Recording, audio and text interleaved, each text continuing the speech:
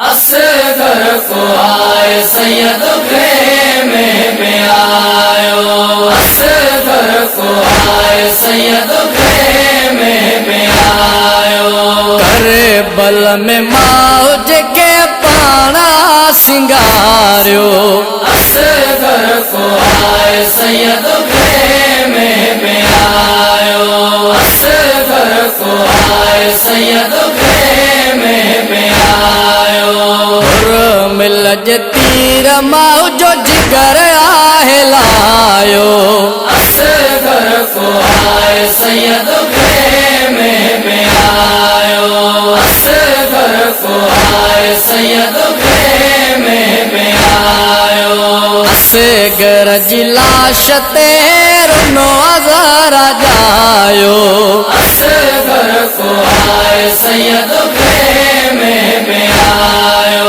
असगर को आए सैयद खेमे में आयो। असगर जी मौत सब जो दर्द वधायो। असगर को आए सैयद खेमे में आयो। असगर को आए सैयद खेमे में आयो। असगर सिंह खतो सुगरा जो आयो।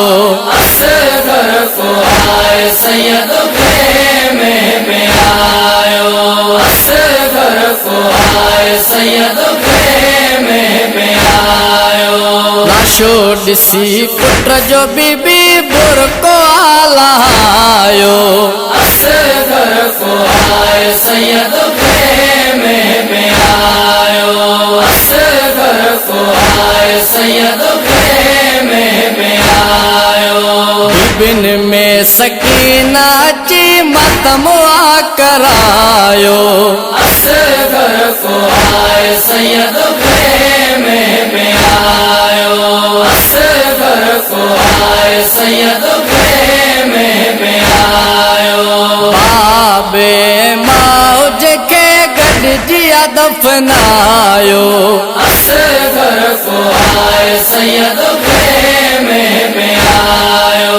असगर को आए सैयद खेमे में आयो। दफन कयो बाबे उम्मत लाशो कढ़ायो।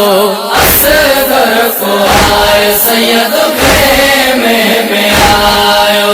असगर को आए सैयद खेमे में आयो। मौज समो कत्ल जशन मलायो।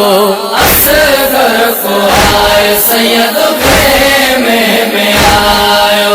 असगर को आए सैयद खेमे में आयो। करबल में असगर दीनो बचायो। असगर को आए सैयद खेमे में आयो। असगर को आए सैयद खेमे में आयो। आसमी वकार के आदर दाय नरवारियो। असगर को आए सैयद